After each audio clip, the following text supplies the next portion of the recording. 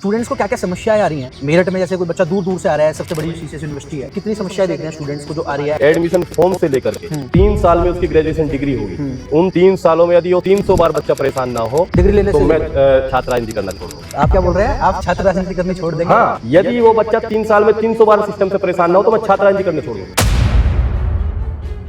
एक मुद्दा है जिसके ऊपर आप लड़ाई लड़ रहे हैं, कल ही आपने प्रोटेस्ट करा उस बहन का जिस बहन के साथ इतना गलत हुआ, तो क्या था पूरा मामला? थोड़ा सा हम उसको समझे। ये एक हफ्ता पहले उस गुड़िया का नाम अनु गुप्ता है और पिछले 7 घंटे से हम लोग यूनिवर्सिटी के बाहर खड़े हैं। सुबह हमें बताया गया था कि आपकी लड़की गायब है, अभी हमें बताया गया है कि वो सुबह ही मर गई थी। पूरा मामला क्या लग रहा है? जो उसके वहाँ पे जो उसके फ्रेंड्स थे उन सभी लोगों ने हमें बताया, बच्चा जाता है, फीस होती है किसी भी कोर्स की उसकी 1 लाख रुपए, जैसे उसकी डिग्री पूरी होने तक होती है वो फीस बढ़ती बढ़ती कब में 2 लाख 2.5 लाख पहुंच जाती है, बच्चे को पता नहीं चलता। इतना ज्यादा टॉर्चर उस बच्ची को किया गया था तो उसने सुसाइड अटेम्प्ट कर लिया।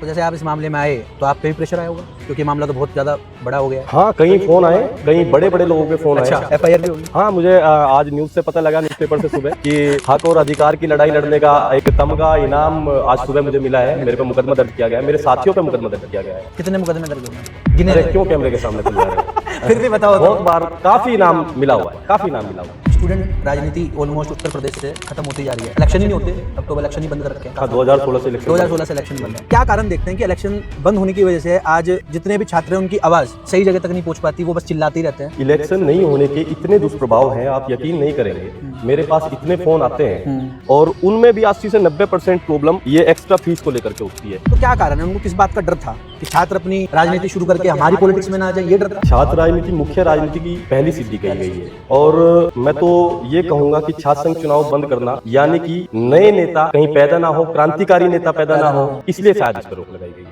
थोड़े दिन पहले एक बहुत बड़ा मुद्दा उठाया था पर्यावरण को लेकर। मतलब मैनेजमेंट आप गलत बोल रहे हो, आप गलत कर रहे हो, आप गलत बोल रहे हो, आप गलत कर रहे हो, आप बेमतलब की बात कर रहे अरे बेमतलब की बात आप कर रहे हो। अगर पेड़ काट के आपने रेख दिए, आप मुझे नहीं बुलवाओगे। चोर आप हो, मैं नहीं हूं, ठीक है? चोर तुम हो, मैं नहीं हूं। उसमें मेरठ कॉलेज से लगभग 1000 पेड़ मैनेजमेंट के लोगों ने कटवाए थे। तो क्या प्लान है? वेस्टर्न यूपी की राजनीति में आने की प्लानिंग है और आना चाहिए? मेरे से पूछे तो आना चाहिए। आप जैसे नेताओं की, छात्र नेता से निकल के नेताओं की जरूरत है। राजनीति तो करनी है और कोई तो ऑप्शन भी मेरे पास नहीं बचा। और कहीं जाऊंगा तो धोबी का कुत्ता घर का ना घाट का, वो मेरी हालत हो जाएगी। मेरी आप सभी से रिक्वेस्ट है, भाई के चैनल को सब्सक्राइब करें, लाइक करें, कमेंट करें।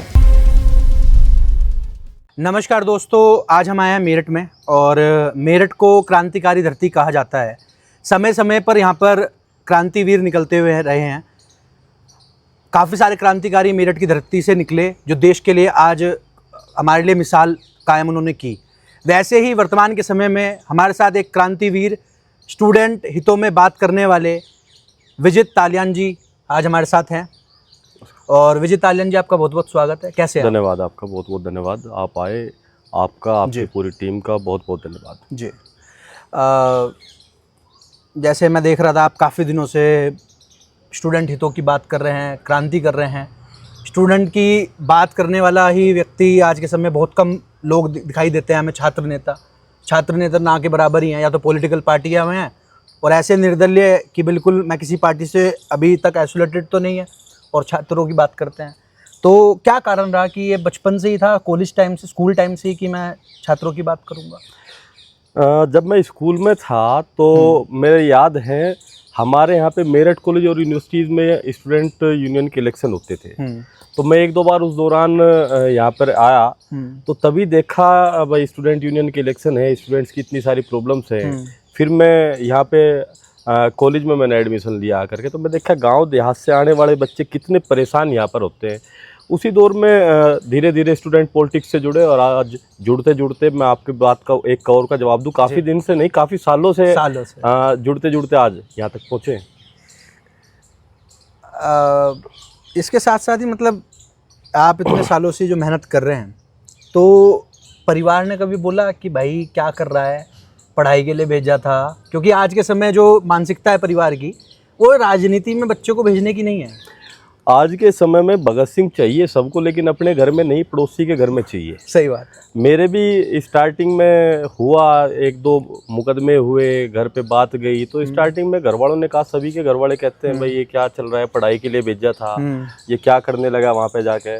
फिर धीरे धीरे घर वालों को भी समझ में आया कि नहीं रुकने वाला। कोई रुकने वाला तो है नहीं और कुछ गलत भी काम नहीं कर रहा है, जी। कोई गलत तो काम ऐसा कर नहीं रहा था। तो धीरे धीरे घर वालों को भी समझ में आया और आज मेरे घर वाले सबसे ज्यादा सपोर्टिव मेरे लिए हैं। अच्छा जी। तो फैमिली बैकग्राउंड रहा है पॉलिटिक्स का? नहीं, ऐसा कोई खास बैकग्राउंड नहीं रहा। पापा मेरे सामाजिक आदमी हैं, लेकिन ऐसा कोई खास बैकग्राउंड फैमिली का नहीं रहा पॉलिटिक्स। तो ये क्रांतिकारी विचारधारा घर से ही पनपी या फिर बाहर देखा आपने कुछ कि भाई मेरे को लड़ना है स्टूडेंट के हितों में? मेरा गांव क्रांतिकारी गांव कहा जाता है। हाँ जी। छुर मेरा गांव है और उसको क्रांतिकारी गांव के नाम से जाना जाता है। तो ये तो मेरे खून में है, मेरे खून में बसा हुआ है ये सब। क्यों कहा जाता है उसकी थोड़ी क्या हिस्ट्री है? क्या स्टार्टिंग से ही ऐसे ही कहा जाता है क्रांतिकारी। वहाँ पे सबसे ज़्यादा सैनिक वहाँ पे हैं और मतलब एक इतिहास ही उसका ऐसा है कि उसको स्टार्टिंग से क्रांतिकारी गांव कहा जाता है। ठीक है। वर्तमान के समय में एक मुद्दा है जिसके ऊपर आप लड़ाई लड़ रहे हैं। कल ही आपने प्रोटेस्ट करा उस बहन का जिस बहन के साथ इतना गलत हुआ, तो क्या था पूरा मामला? थोड़ा सा हम उसको समझे तो। ये एक हफ्ता पहले उस गुड़िया का नाम अन्नू गुप्ता है। अन्नू गुप्ता। उसके जीजा का मेरे पास फ़ोन आया। मैं उस दौरान यूनिवर्सिटी में था, कैंपस में था। तो बड़ा इमोशनल थे जब उनके पास। उन्होंने कहीं से मेरा नंबर लिया, उन्होंने फ़ोन करके मुझे बताया कि भाई साहब हम ऐसे सहारनपुर से हैं और हमारी बच्ची IMT यूनिवर्सिटी में पढ़ती थी और पिछले 7 घंटे से हम लोग यूनिवर्सिटी के बाहर खड़े हैं, हमें चक्कर पे चक्कर लगवाए जा रहे हैं। सुबह हमें बताया गया था कि आपकी लड़की गायब है, अभी हमें बताया गया है कि वो सुबह ही मर गई थी, लेकिन वो कहाँ है, उसकी बॉडी कहाँ है, हमें अभी तक कोई जानकारी नहीं दी जा रही। यूनिवर्सिटी के अंदर तक हमें नहीं घुसने दिया जा रहा। फिर मैं वहाँ पे गया तो मैं देखा कि वो लोग यूनिवर्सिटी के बाहर खड़े थे, उनको अंदर घुसने की परमिशन नहीं दी जा रही थी। मैं गया, जाके पता लगा कि यूनिवर्सिटी वालों ने 4 घंटे पहले बॉडी को पोस्टमार्टम के लिए भेज दिया बिना उसके पेरेंट्स को बताए, जबकि वो लोग वहीं पे थे। तब वहाँ पे हम लोग सब इकट्ठा हुए, मैं सभी लोगों को बुलाया, वहाँ के भी बच्चे इकट्ठे हुए, तब वो प्रोटेस्ट वहाँ पे स्टार्ट हुआ। ठीक है। तो इस प्रोटेस्ट के बारे में हम आगे और बात करेंगे। पुलिस की क्या भूमिका रही? मतलब पुलिस ने कितना इस मामले को दबाने की कोशिश करी या फिर न्याय दिलाने की कोशिश करी बच्ची को? अभी तक तो कोई न्याय मिला नहीं। 1 हफ्ता बीत गया, अभी तक तो पोस्टमार्टम रिपोर्ट भी कल हमने अवेलेबल कराई, जबकि 24 घंटे में पोस्टमार्टम रिपोर्ट मिल जाती है। तो पुलिस का तो इतना सहयोग रहा कि पोस्टमार्टम रिपोर्ट भी हम कल अवेलेबल करा पाए उन लोगों को। तो मतलब पुलिस इस मामले को क्यों दबाने की कोशिश कर रही है, आपको क्या लगता है? आप इस मामले में जैसे उतरे हुए हैं लगातार, कल भी आपने प्रोटेस्ट करा आपके लोगों ने। नहीं, हम ये नहीं कह रहे कि पुलिस उसको दबाने की कोशिश कर रही है, लेकिन अभी तक कुछ उजागर भी नहीं कर पाई। अभी तक कोई ऐसा सहयोग पुलिस की तरफ से परिवार को मिला नहीं है कि वो लोग कहे कि हाँ पुलिस की इसमें भूमिका हमारे प्रति काफ़ी संवेदनशील रही। पूरा मामला क्या लग रहा है आपको कि मतलब अगर आपको समझ आया हो परिवार से, लोगों से, उनकी जो फ्रेंड्स है उनसे सबसे समझ के क्या लग रहा है? हाँ, पूरा मामला प्रथम दृष्टया तो जो उसके वहाँ पे जो उसके फ्रेंड्स थे या कॉलेज के वहाँ पे बच्चे थे, यूनिवर्सिटी के बच्चे वहाँ पे थे, उन सभी लोगों ने हमें बताया। और ये जो मैं आपको बात बताऊंगा, ये खाली एक IMT यूनिवर्सिटी से रिलेटेड नहीं है, ये जितने भी प्राइवेट इंस्टीट्यूट हैं, चाहे कॉलेज हो, यूनिवर्सिटीज़ हो, ये सभी की बात है। बच्चा जाता है, फीस होती है किसी भी कोर्स की उसकी 1 लाख रुपये, और जैसे जैसे उसकी डिग्री पूरी होने तक होती है वो फीस बढ़ती बढ़ती कब में 2 लाख 2.5 लाख पहुंच जाती है, बच्चे को पता नहीं चलता। डिबार फीस के नाम पे एक्स्ट्रा पैसे चार्ज करते हैं, एग्जामिनेशन फीस के नाम पे एक्स्ट्रा पैसे चार्ज करते हैं, प्रैक्टिकल फीस, एंट्रेंशिप लेटर फीस, न जाने कितने तरीके इन लोगों ने ऐसे अपनाए हुए हैं जिनसे वो एक्स्ट्रा चार्ज बच्चों से करते हैं, जो कि UGC गाइडलाइन में कहीं है ही नहीं कि हम एक भी पैसा किसी ऐसे तरीके से बच्चे से वसूल सकते हैं। तो ये मामला फीस का ही लगा है? हाँ, उस बच्ची पे जो वहाँ के उसके स्टूडेंट्स, यूनिवर्सिटी के स्टूडेंट्स ने बताया, उसके साथियों ने बताया, डिबार फीस के नाम पे 30,000 रुपये की मांग की जा रही थी। वहाँ के रजिस्ट्रार हो, डीन हो, वार्डन हो या और कोई लोग हों, जो भी वो तो जांच में सामने आएंगे। ठीक है। इतना ज़्यादा टॉर्चर उस बच्ची को किया गया था, बार बार। घर की आर्थिक स्थिति बेहद नाजुक थी। मुझे पता लगा कि आज तक भी उसके घर में पक्की छत नहीं है, ठीक है। आज तक भी टीन उसके घर में डला हुआ है। अच्छा। तो ऐसी बच्ची जिसकी 4 महीने पहले जिसकी मदर की डेथ हुई हो, जिसका खुद का ऑपरेशन 2 महीने पहले हुआ हो, और जिसकी घर की स्थिति इतनी ज़्यादा नाजुक हो, उस पर आप इतना ज़्यादा प्रेशर एक्स्ट्रा फीस के लिए डाल लोगे, एक्स्ट्रा चार्ज के लिए डाल लोगे, तो कहाँ से अफोर्ड कर पाएगी। वो इतना ज़्यादा उसको माइंड कर गई कि उसको कोई और रास्ता शायद नहीं दिखा, तो उसने सुसाइड अटेम्प्ट करना सोचा। तो जैसे आप इस मामले में आए तो आप पे भी प्रेशर आया होगा, क्योंकि ये मामला तो बहुत ज़्यादा बड़ा हो गया है। हाँ, कई फ़ोन आए, कई बड़े बड़े लोगों के फ़ोन आए, और हर तरीके का हथकंडे अपनाने की कोशिश की गई, धमकी भी दी, हर तरीके के हथकंडे अपनाने की कोशिश की गई, लेकिन उन्हें शायद पता नहीं था कि गलत आदमी को फ़ोन कर रहे हो, तो फिर बैठ गए आराम से। FIR भी होगी। हाँ, मुझे आज न्यूज़ से पता लगा, न्यूज़पेपर से सुबह कि हक और अधिकार की लड़ाई लड़ने का एक तमगा इनाम आज सुबह मुझे मिला है। मेरे पे मुकदमा दर्ज किया गया है, मेरे साथियों पे मुकदमा दर्ज किया गया है, तो इनाम मिला है सुबह। और मैं इसको कोई गलत नहीं कहूँगा। छात्र राजनीति में यदि मुकदमे नहीं होते तो मैं तो उसको छात्र राजनीति भी नहीं समझता। मैं समझता हूँ फिर वो एक्टिव नहीं है, वो पूरी तरह से एक्टिव नहीं है। कितने मुकदमे दर्ज हो गए अभी तक गिने? अरे क्यों कैमरे के सामने खुलवा रहे हो? फिर भी बताओ। बहुत बार काफ़ी इनाम मिला हुआ है, काफ़ी इनाम मिला हुआ है। आप मतलब क्या हो, मतलब आवाज़ उठा रहे हो छात्रों की, आप कोई आतंकवादी तो हो नहीं, आप कोई देशद्रोही तो हो नहीं, तो क्या कारण है कि मुकदमे और छात्र राजनीति पॉसिबल ही नहीं है दोनों के बिना? नहीं, ऐसा नहीं है कि मुकदमे होने चाहिए। ये हुआ, हम पे गलत हुआ। नहीं, गलत हुआ, पर ये फर्जी मुकदमे हैं या क्या है कि फर्जी है? फर्जी तो है, फर्जी है। मैं कौन सा कल वहाँ पे एक हफ्ते से मैं प्रोटेस्ट कर रहा था, मैं कोई तोड़फोड़ तो वहाँ नहीं की, मैं किसी का कत्ल तो नहीं किया, मैं कोई लड़की तो वहाँ नहीं छेड़ी, मैं कोई चोरी तो वहाँ नहीं की, लेकिन आज सुबह मेरे पे मुकदमा हुआ।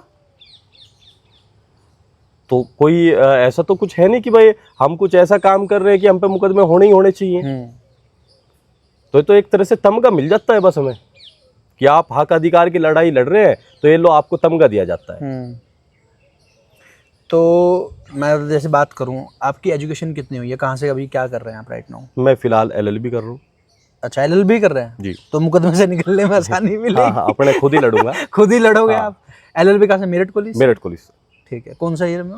मेरा फाइनल ईयर। फाइनल ईयर है, ठीक है। तो वर्तमान के समय में जैसे स्टूडेंट राजनीति ऑलमोस्ट उत्तर प्रदेश से खत्म होती जा रही है, इलेक्शन ही नहीं होते अब तो, इलेक्शन ही बंद कर रखे हैं। 2016 से इलेक्शन 2016 से इलेक्शन बंद है। क्या कारण देखते हैं कि इलेक्शन बंद होने की वजह से आज जितने भी छात्र हैं उनकी आवाज़ सही जगह तक नहीं पहुंच पाती, वो बस चिल्लाते ही रहते हैं? इलेक्शन होते थे तो एक छात्र नेता होता था, वो जीतता था और फिर वो सब चीज़ें मैनेज आउट करता था, जैसे दिल्ली में होता है। इलेक्शन नहीं होने के इतने दुष्प्रभाव हैं, आप यकीन नहीं करेंगे। मेरे पास इतने फ़ोन आते हैं, हर जगह मैं पहुंच भी नहीं पाता। मैं कई बार बड़ा अपने आप में गिल्टी महसूस करता हूं कि मैं हर जगह पहुंच नहीं पाता। इतने फ़ोन आते हैं, और अधिकतर फ़ोन 80 से 90% फ़ोन प्राइवेट कॉलेज और यूनिवर्सिटी से आते हैं, और उनमें भी 80 से 90% प्रॉब्लम ये एक्स्ट्रा फीस को लेकर के होती है। तो यदि इलेक्शन होते तो छात्रों का एक रिप्रेजेंटेटिव होता है, और यदि हम मेरठ की बात करें तो कई उसमें एक छात्र संघ अध्यक्ष होते हैं, उपाध्यक्ष होते हैं, कई सारे रिप्रेजेंटेटिव होते हैं। तो कहीं ना कहीं बच्चों को जो आज के समय में फेस करना पड़ रहा है वो उस टाइम नहीं करना पड़ता था। तो क्या कारण है, मतलब सरकारों ने 2016 से ही बंद हैं तो क्या कारण है? उनको किस बात का डर था कि छात्र अपनी राजनीति शुरू करके हमारी पॉलिटिक्स में ना आ जाए, ये डर था? छात्र राजनीति मुख्य राजनीति की पहली सिद्धि कही गई है, और मैं तो ये कहूँगा कि छात्र संघ चुनाव बंद करना यानी कि नए नेता कहीं पैदा ना हो, क्रांतिकारी नेता पैदा ना हो, इसलिए शायद इस पर रोक लगाई गई है। बड़े बड़े नेता छात्र राजनीति से निकले, वर्तमान के विधायक अतुल प्रधान जी छात्र राजनीति से निकले। न जाने कितने नाम मेरठ में ऐसे हैं जो छात्र राजनीति की बदौलत आज विधानसभा और लोकसभाओं में बैठे हैं। हमारे गुरुजी हैं डॉक्टर राजकुमार सांगवान जी, इसी मेरठ कॉलेज की धरती से निकल के गए हैं, बिल्कुल छात्र राजनीति से निकल के गए हैं। तो न जाने कितने नाम मेरठ में ऐसे हैं जो छात्र राजनीति की बदौलत आज लोकसभा और विधानसभा में है। तो क्या कारण है, मतलब सरकार क्यों बंद करना चाहती है? अब ये तो सरकार बताएगी। आपको भी तो कुछ लगता होगा, छात्र नेता। मैं तो बताया कहीं क्रांतिकारी नेता पैदा ना हो। आप देख लीजिएगा जितने भी छात्र राजनीति से निकले हुए लोग हैं वो सदन में इतनी मजबूती से आवाज़ उठाते हैं कि सामने से जवाब बन पाना मुश्किल हो जाता है। बिल्कुल। तो एक ये छात्र राजनीति की बदौलत होता है। छात्र राजनीति में आदमी लिखना सीख जाता है, बोलना सीख जाता है, पुलिस से पिटना सीख जाता है, बहुत कुछ सीख कर जाता है जी। वहीं पर हम बात करें वर्तमान के समय में वेस्टर्न यूपी की पॉलिटिक्स आप किस तरीके से देखते हैं? बहुत मजबूत मजबूत है। बहुत मजबूत, बहुत संघर्षशील और एक ऐतिहासिक राजनीति। पर वेस्टर्न यूपी में आप देखते नहीं कि मतलब हमारे इधर जातियों की राजनीति ज़्यादा है, मुद्दों से कम। मतलब मुद्दों की इतनी राजनीति नहीं होती जितनी जातियों की होती है। आपको नहीं लगता ऐसा? ये कहीं ना कहीं हर जगह ही है। ये ऐसा नहीं कि वेस्टर्न यूपी में ही है, कहीं ना कहीं हर जगह ही है। और ये ऐसा होना नहीं चाहिए। जातियों में हमें नहीं बंटना चाहिए। मुद्दों की राजनीति होनी चाहिए, जातियों की नहीं होनी चाहिए। ठीक है। तो स्टूडेंट की हम बात करें तो स्टूडेंट्स के वर्तमान के क्या मूल मुद्दे हैं जो आप देख पा रहे हैं, और आप लगातार हमने देखा लड़ाई भी लड़ रहे हैं, तो क्या मूल मुद्दे हैं जिन पर काम होना चाहिए था जो हो नहीं रहा है अभी भी फिलहाल के समय में जो मेरे हिसाब से है सबसे महत्वपूर्ण मुद्दा ये जो एक्स्ट्रा चार्ज को लेकर के है। प्राइवेट कॉलेज यूनिवर्सिटीज़, और ऐसा नहीं प्राइवेट कॉलेज, बहुत सारे गवर्नमेंट एडेड कॉलेज भी ऐसे हैं जो प्रैक्टिकल के नाम पे बच्चों से 5-6 हज़ार रुपये ले लेते हैं। अभी मैं आपको एक बताता हूँ, एक कॉलेज है APS कॉलेज करके है, उसमें मैं 1-1.5 साल पहले गया था। तो वहाँ पे बच्चों से 4,000 रुपये प्रैक्टिकल फ़ीस के नाम पे, 3,000 रुपये इंटर्नशिप लेटर के नाम पे, जबकि ऐसा कोई नियम है ही नहीं कि आप प्रैक्टिकल या इंटर्नशिप लेटर के नाम पे किसी से 1 पैसा भी चार्ज आप कर सकते हो। बच्चों के डॉक्यूमेंट रखवा लिए जाते हैं, उनसे फिर एक्स्ट्रा चार्ज लिया जाता है। किसी से स्कॉलरशिप बेस पर एडमिशन कराया जाता है, लेकिन उससे फिर दोबारा फ़ीस ली जाती है डरा धमका करके। नहीं देते तो उनको उनके डॉक्यूमेंट प्रोवाइड नहीं कराए जाते। तो प्राइवेट कॉलेज तो आज के समय में बहुत ज़्यादा बेकार स्थिति में चले हुए हैं। एक तरह से कटर की भूमिका उन लोगों ने निभाई हुई है। बच्चा आओ, अपनी गर्दन कटाओ और चला जाओ। ऐसा लग रहा है कि एजुकेशन माफिया इन्वॉल्व हो चुका है, कि मतलब पढ़ाई को आज शिक्षा को व्यापारीकरण और बाजारीकरण का अड्डा बना दिया गया।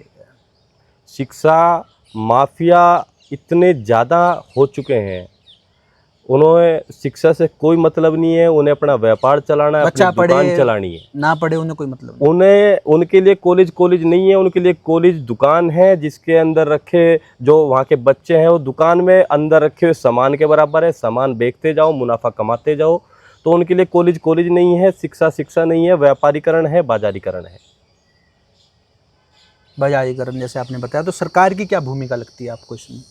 सरकार क्या कर रही है इसके ऊपर? कोई नकेल कसी सरकार पे तो आप बाद में जाइएगा। पहले तो यही देख लीजिए, इतने प्राइवेट कॉलेजेस हैं, उन पर यूनिवर्सिटी क्या कर रही है, क्या एक्शन ले रही है? कुछ भी नहीं ले रही। बड़े लोग हैं, बड़े अधिकतर इसमें राजनीति से जुड़े हुए लोग होते हैं। बड़ी पहुंच इन लोगों की होती है, तो कोई एक्शन नहीं लेता। नहीं। वहीं पर एक और ज्वलंत मुद्दा है जिसके ऊपर अभी राइट नाउ पूरे देश में लगातार बात हो रही है, वो है एग्ज़ाम लीक को लेकर। हमने एक पॉडकास्ट अभी किया था, 1 हफ्ता हुआ है। एक एक्टिविस्ट है, ITR वगैरह लगाते हैं और एक पॉलिटिकल पार्टी से जुड़े हुए हैं, उनके साथ पॉडकास्ट कर रहा था ऑनलाइन। उन्होंने हमें बताया कि 21 साल में 220 केसेज है जो उन्होंने देखे हैं, रजिस्टर जो हुए हैं गवर्नमेंट फाइल्स में। उन्होंने उन सब एक 220 जो केसेज हैं उन सब के बारे में डिटेल उन्होंने एक रिपोर्ट तैयार करी। तो क्या लगता है आपको, मतलब नीट हो, SSC हो, हर साल हमें दिखता है कि बड़े एग्ज़ाम्स लीक हो रहे हैं, कभी कोई कहीं से पकड़ा जा रहा है, कोई पूरे एग्ज़ाम में जो बच्चों की भूमिका है वो क्या देखते हैं? बच्चे किस तरीके से शोषित हो रहे हैं इस एग्ज़ाम लीक से? एक बच्चा कई साल किसी एग्ज़ाम को पास करने के लिए मेहनत करता है, और कई साल वो घर से बाहर रह के कोचिंग करता है, अपने घर नहीं पहुंच पाता। बाहर क्या स्थिति होती है वो हम लोग जानते हैं। खाना नहीं मिलता, ढंग से रह नहीं सकता। एक छोटा सा कमरा, जितना गांव में टॉयलेट्स होते हैं, इतने कमरे का कितना रेंट होता है ये हम जानते हैं। तो ऐसा बच्चा जो कई साल ऐसी जगह पे रह के मेहनत करता है और लास्ट मोमेंट पे उसको पता लगता है कि उसका एग्ज़ाम जो है उसने दिया था वो लीक हो चुका, तो उस पर क्या बीतती होगी शायद मुझे बताने की ज़रूरत नहीं है। एक इतना गहरा आघात उन लोगों को पहुंचता है। अभी नीट एग्ज़ाम की आप बात ले लो, उसमें कई बच्चों ने आत्महत्या की, 5-6 बच्चों ने। हाँ, उसमें कई बच्चों ने आत्महत्या की। तो इतना गहरा आघात बच्चों को पहुंचता है कि उसको तो सोच पाना भी मुश्किल है। तो मतलब पूरा सिस्टम फेलियर ही है, जिस तरीके से एग्ज़ाम भी लीक हो रहे हैं। तो ये तो बच्चों को बर्बाद करने की पूरी साजिश है। ये मैं एक सिस्टम फेलियर ही कहूँगा इसको, ये सिस्टम फेलियर है। और कहीं ना कहीं इसमें कहूँगा गवर्नमेंट भी इसमें कहीं ना कहीं फेलियर नज़र आती दिख रही है। गवर्नमेंट भी नज़र आ रही है, बिल्कुल ठीक है। वहीं पर हम बात करें वर्तमान के समय में स्टूडेंट्स की, हमने लीक की बात करी, स्टूडेंट्स को क्या क्या समस्याएं आ रही हैं मेरठ में? जैसे कोई बच्चा दूर दूर से आ रहा है, सबसे बड़ी CCS यूनिवर्सिटी है, इसमें आप कितनी समस्याएं देख रहे हैं स्टूडेंट्स को जो आ रही है एडमिशन से लेकर और अपने पूरे 4-5 साल अपनी डिग्री तक? क्या क्या समस्याएं आ रही है? आप किसी भी कॉलेज या यूनिवर्सिटी में एडमिशन लेने जाइएगा या किसी को अपनी जगह किसी को भेजिएगा, एडमिशन फॉर्म से लेकर के और 3 साल में उसकी ग्रेजुएशन डिग्री होगी। उन 3 सालों में यदि वो 300 बार बच्चा परेशान ना हो डिग्री लेने तो से मैं छात्र राजनीति करना छोड़ दूंगा। 300 बार 3 साल में यदि परेशान ना हो। आप क्या बोल रहे हैं, आप छात्र राजनीति करनी छोड़ देंगे? हाँ, यदि वो बच्चा 3 साल में 300 बार सिस्टम से परेशान ना हो तो मैं छात्र राजनीति करनी छोड़ दूंगा। ये बात हकीकत है। बहुत लोग कहते हैं कि छात्र राजनीति नहीं होनी चाहिए, इसमें गुंडागर्दी होती है, ये होता है वो होता है। ये बात हकीकत है। यदि यूनिवर्सिटीज़ में छात्र नेता ना हो, हम जैसे लोग ना हो, तो ये लोग इतने बड़े गिद्ध बैठे हुए हैं कि ये बच्चों को नोच खाएंगे। वहीं पर आपने थोड़े दिन पहले एक बहुत बड़ा मुद्दा उठाया था पर्यावरण को लेकर, और आज हम टेम्परेचर देख रहे हैं हमारे पूरे देश में, खासकर नॉर्थ में 45 से ऊपर जा रहा है टेम्परेचर, 45, 44, और AC के बिना इम्पॉसिबल है जीना। जैसे अब हम यहाँ पर बैठे, हमें यहाँ पर भी गर्मी लगने लगी है। तो वो मुद्दा आपने उठाया तो एक हम सबने देखा इंटरनेट पर वो वीडियोज़ आई, तो हमें लगा कि यार कोई तो छात्र है जो छात्र राजनीति में ये सब बातें कर रहा है। उसमें मेरठ कॉलेज से लगभग 1000 पेड़ मैनेजमेंट के लोगों ने कटवाए थे, और 1000 पेड़ कटना किसी एक जगह से, तो आप सोच सकते हो वहाँ पर एनवायरनमेंट में कितना फेरबदल वहाँ पे होगा। तो उसकी हमने आवाज़ उठाई, उस पर भी हम पे मुकदमा लगा, वहाँ भी हमें तमगा मिला। तो जहाँ भी हम लोग मजबूती से आवाज़ उठाते हैं वहाँ हमें तमगा मिलता है, पक्का है। हाँ, तो वहाँ भी हमें तमगा मिला। उसकी 1.5 साल से मैं लड़ाई लड़ रहा था, और उसमें परसों ही मैं उसमें NGT में भी उसकी शिकायत की थी। तो परसों ही NGT का उसमें फैसला आया है। उसमें अभी तक आया है कि 1 पेड़ के बदले 10 पेड़ लगाने होंगे। अच्छा। और उसमें 1 लाख का जुर्माना है। लेकिन उसमें दोबारा से छात्र उसमें पिटीशन फाइल करेंगे। अभी इतना दंड काफ़ी नहीं है, और ज़्यादा होना चाहिए। गलती बहुत बड़ी की थी, तो उसमें 1.5 साल हम लोगों ने लड़ाई लड़ी, और लंबे टाइम उसमें कई महीने तक लगातार धरने प्रदर्शन हुए। फिर बाद में कोर्ट में वो मामला गया। जो आप लड़ाई लड़ रहे हैं उसका, जैसे आपने पूरा उदाहरण बताया, इसका पता नहीं था लोगों को। कुछ चीज़ें ऐसी होती हैं कि सिर्फ थोड़े दिन आंदोलन करा, उसके बाद गायब, जैसे हमें दिखती है उन्मन। पर आपने जैसे इसका रिजल्ट भी बताया हमें, कि जिस तरीके से रिजल्ट आपने बताया कि जुर्माना लगा और फिर भी लड़ाई लड़ेंगे, तो ये काबिलियत तारीफ़ है। ऐसा छात्र नेता आप बहुत अच्छा काम कर रहे हैं। मैं ये हमेशा से मेरा रहा है, मैं यदि कोई भी मामला अपने हाथ में लिया है तो मैं कभी ऐसा नहीं किया कि भाई 1-2 बार उसमें आवाज़ उठाई और रील कट गई। आज के टाइम में ये रील का बहुत चल रहा है, रील का बहुत चलन है कि आए ऐसे ऐसे हाथ घुमाया, 1 मिनट की रील बनाई और चले गए।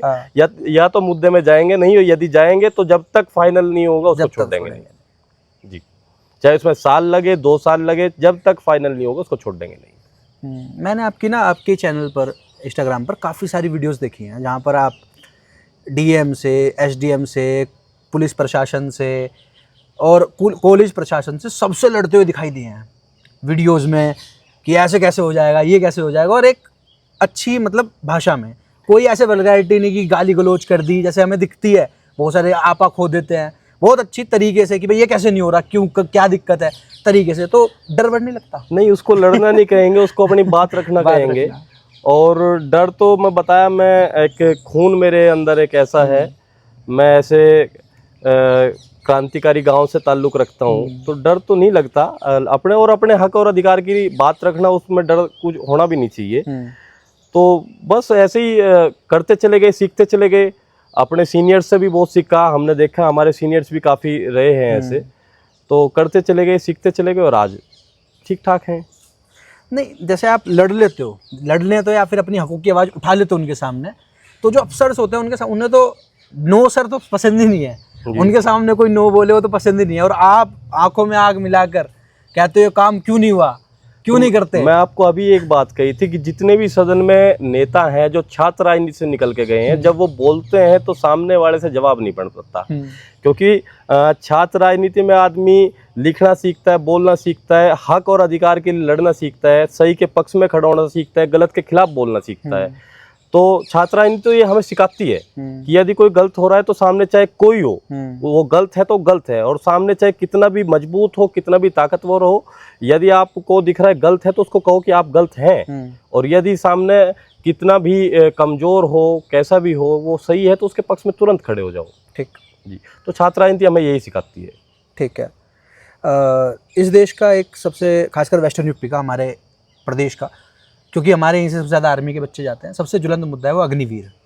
आपको पता होगा, गांव-गांव में बच्चे तैयारी करते थे, और ये मैं सभी से पूछता हूँ, ज़्यादातर सभी नेता से ये सवाल, कि जिस तरीके से अग्निवीर लाई गई, आप उसको किस तरीके से देखते हैं? 4 साल की नौकरी कर दी आर्मी में, और जैसे आपने बताया आपके गाँव में ज़्यादातर आर्मी में ही हैं, तो क्या ये सही हुआ या गलत हुआ? आपका क्या मानना है? मेरे हिसाब से गलत हुआ है। आप खुद नोटिस कीजिएगा, आप भी देखते होंगे, अग्निवीर से पहले जब आप सुबह 4 बजे निकलते थे या शाम को 4 बजे निकलते थे, तो गांव की सड़कों पे लड़कों की एक तरह से फौज होती थी, जो रेस करते थे, वहाँ पे एक्सरसाइज करते थे। लेकिन जब से अग्निवीर आया, कहीं ना कहीं उनके अंदर एक ऐसा कुछ आ गया, उनका मनोबल इतना डाउन हो गया कि आज सड़कों पे बच्चे नहीं दिखते। बच्चे ने छोड़ दिया, उम्मीद ही छोड़ दिया, उम्मीद छोड़ 4 साल करेंगे क्या? जी जी जी। ठीक है। तो इसके ऊपर भी हमें कभी दिखेगा कि आपकी, मतलब आप जैसे भाइयों की अगुवाई में अग्निवीर के ऊपर भी कुछ प्रोटेस्ट, धरना, ऐसा कुछ कोई प्लान है? नहीं, मैं तो उस दौरान भी दिए थे, जब अग्निवीर योजना है, मैं तो उस दौरान भी धरने दिए थे, पर कुछ हुआ नहीं? सरकार ने कुछ बदलाव किया नहीं, और आगे कभी ऐसा मौका मिला, कभी जनता जनार्दन ने कहीं भेजने का ऐसा सुनहरा मौका दिया, आशीर्वाद दिया, तो आगे आवाज़ उठाएंगे। ठीक है। तो जैसे आपने बात करी कि मौका दिया, तो क्या प्लानिंग है? वेस्टर्न यूपी की राजनीति में आने की प्लानिंग है, और आना चाहिए। मेरे से पूछे तो आना चाहिए। आप जैसे नेताओं की, छात्र नेता से निकल के नेताओं की जरूरत है? नहीं तो राजनीति तो करनी है, और कोई तो ऑप्शन भी मेरे पास नहीं बचा।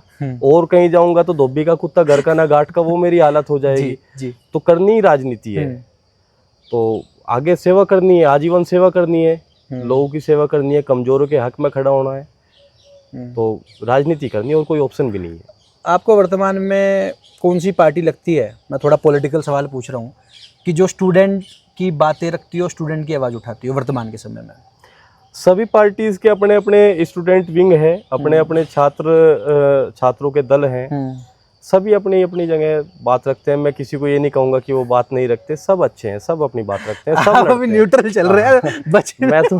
मैं तो सभी को कहूँगा भाई, सब मेहनत करो, सब अच्छे हैं, सब अपनी अपनी जगह बात आते हैं वो लोग। जैसे आप प्रोटेस्ट करते हो, स्टूडेंट के मुद्दों की लड़ाई लड़ते हो, तो दूसरे जो बड़े बड़े पॉलिटिकल विंग्स हैं वो आते हैं। मेरे सौभाग्य है कि मेरे ऊपर सभी का प्यार है। मेरे जितने भी सीनियर्स हैं, मैं कोई भी प्रोग्राम करता हूँ, ये सब लोग कहते हैं, चाहे वो किसी भी पार्टी से जुड़े हुए हों, मेरे जितने भी सीनियर्स हैं जो स्टूडेंट पॉलिटिक्स से निकल के आज ठीक ठाक राजनीति कर रहे हैं, आज बाढ़ क्षेत्र की राजनीति कर रहे हैं, और अच्छे अच्छे पदों पे हैं, विधायक तक हैं, सांसद तक हैं, तो मेरे ऊपर सभी का आशीर्वाद है, सभी का प्यार मेरे साथ है। मैं जो भी प्रोग्राम करता हूँ, जिसको भी मैं बुलाता हूँ, सब लोग आते हैं, चाहे वो किसी भी पार्टी से जुड़ा हो। ठीक है।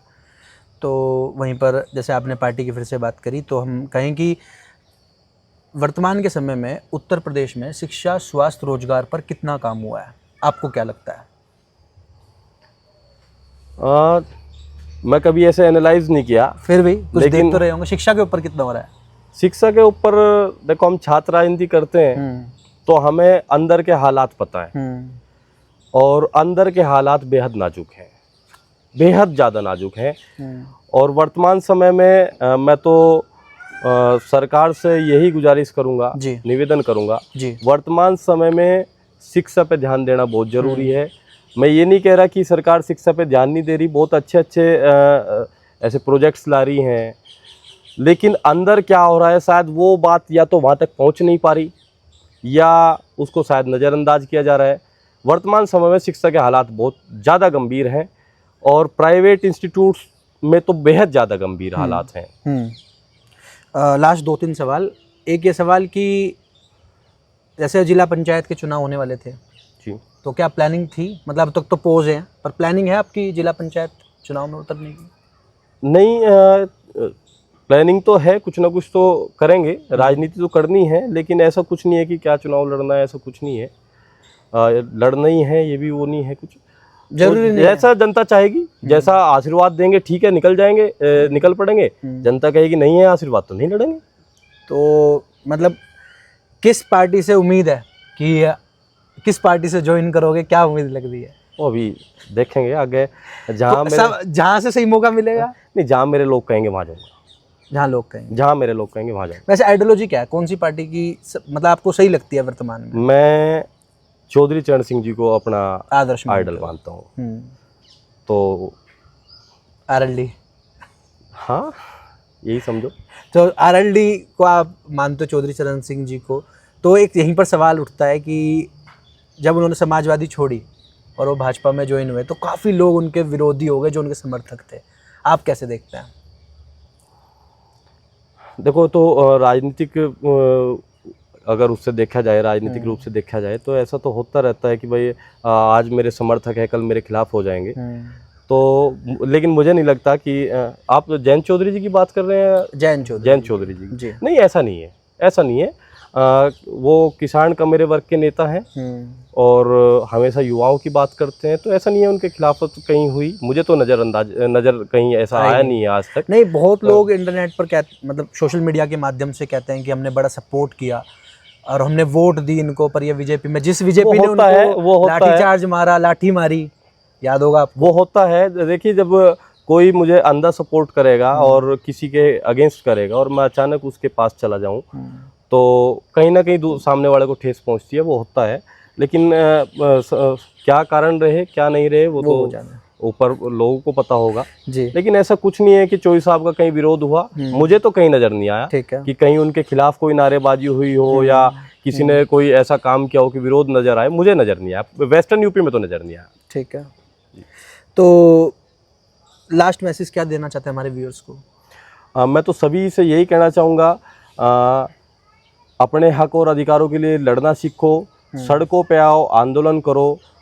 आज के समय में बेहद ज़रूरत है, और क्योंकि मैं स्टूडेंट की पॉलिटिक्स करता हूँ, यूथ की पॉलिटिक्स करता हूँ, तो बहुत सारे ऐसे ज्वलंत मुद्दे हैं जिन पे बोलना होगा, लड़ना होगा, आंदोलन करने होंगे। तो मैं तो सभी से यही कहूँगा, पढ़ाई लिखाई पे ध्यान दो, अपने स्वास्थ्य पे ध्यान दो, खेल कूद पे ध्यान दो, और जहाँ ज़रूरत लगे कि यहाँ ज़रूरत है, वहाँ सही के पक्ष में और गलत के खिलाफ खड़ा होना सीखो। दूसरा एक बात और जानना चाहेंगे लोग लास्ट में, कि बिना किसी पार्टी के आइसोलेटेड होते हुए स्टूडेंट राजनीति कर सकते हैं? आपने उदाहरण साबित करा, आप लगातार करते आ रहे हैं, ये भी थोड़ा बताइए। कर सकते हैं? नहीं, कर सकते हैं।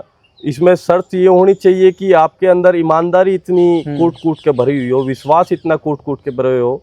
मेरे जितने भी साथी हैं, मैं तो इन सभी को धन्यवाद दूंगा।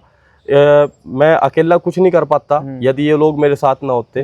मेरे जितने भी मेरे दोस्त हैं, मेरे साथी हैं, इतने डटकर मेरे साथ खड़े हुए हैं कि वो किसी भी तरह की कोई मुसीबत आए, कुछ भी आए, वो मेरा साथ नहीं छोड़ देंगे, मुझे विश्वास है। तो मैं उनके बल पर हूँ, मैं अपने साथियों के बल पर हूँ। ठीक है, लास्ट में हमारे चैनल को सब्सक्राइब करने के लिए बोल दीजिए। मेरी आप सभी से रिक्वेस्ट है, भाई के चैनल को सब्सक्राइब करें, लाइक करें, कमेंट करें।